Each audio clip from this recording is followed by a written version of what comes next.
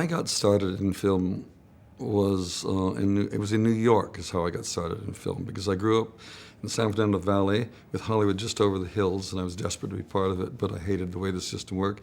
And so the first proper film activity I had was working for a company that did stop motion work for commercials, dancing cigarette packs.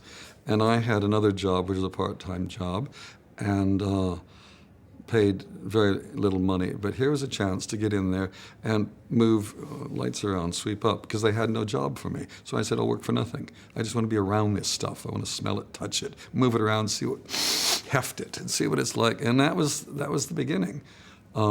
Before that, I used to play with a little Bolex 16mm camera that I saved up enough money.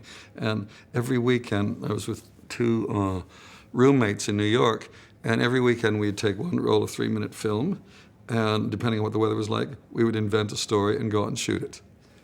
Every weekend.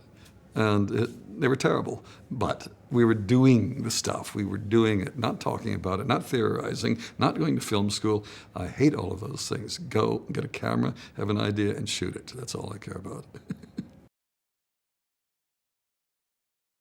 I'm so eclectic and so greedy. It's almost every film I've ever seen has influenced me. There's nothing that really sticks. It depends.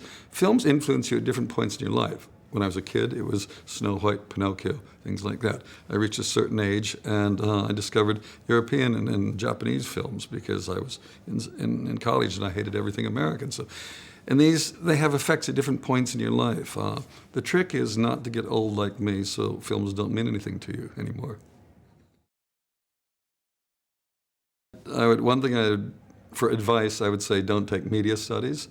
Take something useful, philosophy, history, English. Learn to have thoughts, because there's no point in making movies if you're just imitating other people, if you have no thoughts of your own that you're trying to get out of your system.